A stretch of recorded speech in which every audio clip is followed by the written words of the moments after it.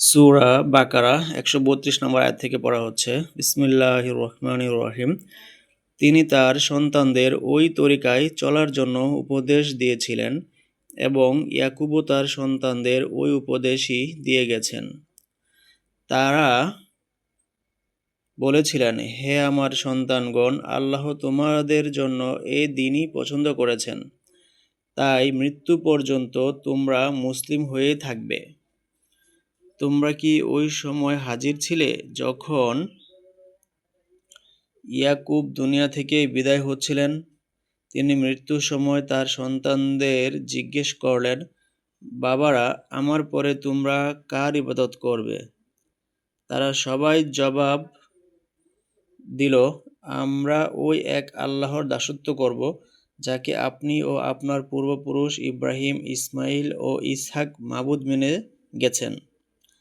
আমরা তারই অনুগত আছি। তারা এক উম্মত ছিলেন যারা অতীত হয়ে গেছেন। তারা যা কামাই করে গেছেন তা তাদেরই, আর যা তোমরা কামাই করবে তা তোমাদের। তোমাদেরকে জিজ্ঞাসা করা হবে না যে তারা কি আমল করেছিলেন। ইহুদিরা বলতো, তোমরা ইহুদি হয়ে যাও, তাহলে হেদায়েত পেয়ে যাবে।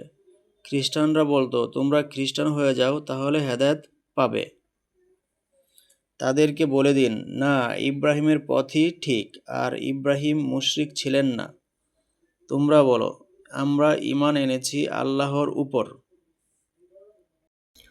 ওই হেদায়েতের উপর যা আমাদের উপর নাজিল হয়েছে, আর যা ইব্রাহিম, ইসমাইল, ইসহাক, ইয়াকুব ও ইয়াকুবের সন্তানদের উপর নাজিল হয়েছে, এবং যা মুসা, ঈসা ও অন্যান্য নবীকে তাদের রবের পক্ষ থেকে দেওয়া হয়েছে। আমরা তাদের মধ্যে কোনো পার্থক্য করি না এবং আমরা শুধু আল্লাহরই অনুগত। তোমরা যেমন ঈমান এনেছ, তারাও যদি তেমনি ঈমান আনে, তাহলে তারা হেদায়েত পেল। আর যদি তারা এ থেকে মুখ ফিরিয়ে নেয়, তাহলে তো অবশ্যই তারা হঠকারিতায় লিপ্ত। তাই নিশ্চিত থাকো, তাদের বিরুদ্ধে তোমাদের জন্য আল্লাহই যথেষ্ট। তিনি সবকিছুই শুনেন ও জানেন। আপনি বলুন, আল্লাহর রং ধারণ করো, তার রং থেকে আর কার রং বেশি ভালো হতে পারে? আমরা তারই দাসত্ব করে চলেছি। হে নবী, তাদেরকে বলুন, তোমরা আল্লাহর ব্যাপারে আমার সাথে ঝগড়া করছো, অথচ তিনি আমাদেরও রব, তোমাদেরও রব। আমাদের আমল আমাদের জন্য, আর তোমাদের আমল তোমাদের জন্য, আর আমরা খাঁটিভাবে একমাত্র আল্লাহরই দাসত্ব করছি। অথবা তোমরা কি বলতে চাও, ইব্রাহিম, ইসমাইল, ইসহাক, ইয়াকুব ও তার সন্তানগণ ইহুদি বা খ্রিস্টান ছিলেন? আপনি বলুন, তোমরা বেশি জানো না আল্লাহ বেশি জানেন? তার চেয়ে বড় জালিম কে হতে পারে, যার উপর আল্লাহর পক্ষ থেকে একটি সাক্ষ্য দেওয়ার দায়িত্ব রয়েছে, অথচ সে তা গোপন রাখে?